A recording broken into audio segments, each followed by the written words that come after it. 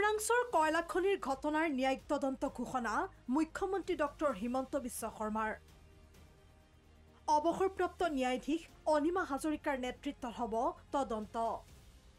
ছেটেলাইটৰ জৰিয়তে পৰীক্ষা কৰিব উমৰাংছৰ 220টা কয়লা খাদ। মৰিগাঁৱত অনুষ্ঠিত ৰাজ্যিক কেবিনেটৰ বৈঠকত গ্ৰহণ কৰা হয় এই সিদ্ধান্ত। গুৱাহাটী উচ্চ ন্যায়ালয়ৰ অৱসৰপ্ৰাপ্ত ন্যায়াধীশ ন্যায়মূৰ্তি শ্ৰীমতী অনিমা হাজৰিকাৰ নেতৃত্বত আজি কেবিনেটে এই গোটেই ঘটনাৰ এটা ন্যায়িক তদন্ত ঘোষণা কৰিছে। সম্পূৰ্ণ নিৰপেক্ষভাৱে উচ্চ ন্যায়ালয়ৰ অৱসৰপ্ৰাপ্ত ন্যায়াধীশ জাষ্টিছ অনিমা হাজৰিকাই এই গোটেই ঘটনাৰ তদন্ত কৰি 3 মাহৰ ভিতৰত চৰকাৰক প্ৰতিবেদন দিব। প্ৰায় 20 জন শ্ৰমিক আবদ্ধ হৈ পৰিছিল উমৰাংছৰ কয়লা খনিৰ ভিতৰত। শিহৰণকাৰী ঘটনাৰ সন্দৰ্ভত বহুকেইটা গুৰুত্বপূৰ্ণ মন্তব্য কৰি মুখ্যমন্ত্ৰীয়ে ক'লে, এই পৰ্যন্ত উদ্ধাৰ হৈছে 4 জন শ্ৰমিকৰ মৃতদেহ। কয়লা খনিত সোমাই আছে 14 কোটি লিটাৰ পানী। প্ৰায় 2 মাহ সময় লাগিব পানী উলিয়াবলৈ।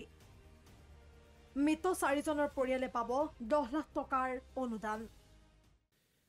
ইতিমধ্যে আমি 4টা মৃতদেহ উদ্ধাৰ কৰিছোঁ।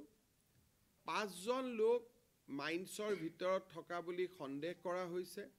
স্বাভাৱিকভাৱে 10 দিন হৈ যোৱাৰ পিছত তেওঁলোকৰ জীয়াই থকাৰ সম্ভাৱনা যথেষ্ট ক্ষীণ বুলি আমি ক'ব লাগিব। কেবিনেটে আজি আটাইকেইটা পৰিয়াললৈ 10 লাখ টকাকৈ এটা আৰ্থিক সাহায্য ঘোষণা কৰিছে।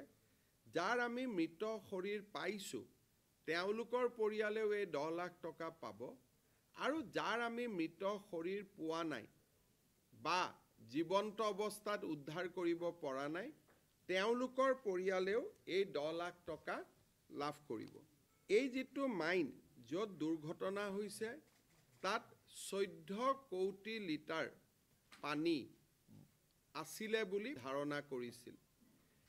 এই 14 কোটি পানীৰ ইতিমধ্যে আমি 4 কোটি পানী মাইন্সটোৰ পৰা ডি ৱাটাৰিং অৰ্থাৎ পানী আমি উলিয়াবলৈ সক্ষম হৈছোঁ।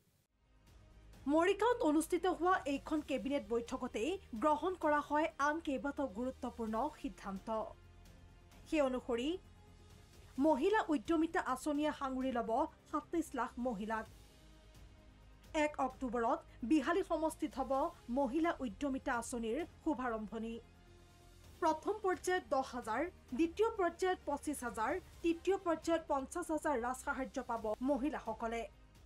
অসমৰ আত্মসহায়ক গোটৰ মহিলা সদস্যসমূহক প্ৰথম পৰ্যায়ত 10,000, দ্বিতীয় পৰ্যায়ত বেংক আৰু ৰাজসাহায্যৰে 25,000 আৰু তৃতীয় পৰ্যায়ত 50,000 টকা পৰ্যন্ত বেংকৰ জৰিয়তে দিয়াৰ ব্যৱস্থা থাকিব। সেই আঁচনিখন ৰূপায়ণ কৰিবৰ বাবে আজি আমাৰ কেবিনেটে 2000 কোটি টকাৰ অনুমোদন জনায়। বৃহস্পতিবাৰৰ ৰাজ্যিক কেবিনেটে বিটিআৰৰ উন্নয়নৰ বাবে অনুমোদন দিয়ে 401 কোটি টকা। ইফালে মৰিগাঁৱত আৱৰ্ত ভৱন নিৰ্মাণৰ বাবে 15 কোটি। জোনবিলত এখন মঞ্চ তৈয়াৰৰ বাবে 5 কোটি টকা আবণ্টনৰ সিদ্ধান্তত গ্ৰহণ কৰা হয় ৰাজ্যিক কেবিনেটত। তদুপৰি মৰিগাঁওকে ধৰি সমগ্ৰ ৰাজ্যৰ উন্নয়নৰ লগত জড়িত কেইবাটাও সিদ্ধান্ত গ্ৰহণ কৰা হয় মৰিগাঁৱৰ কেবিনেট বৈঠকত। ব্যুৰো ৰিপৰ্ট, প্ৰথম খবৰ।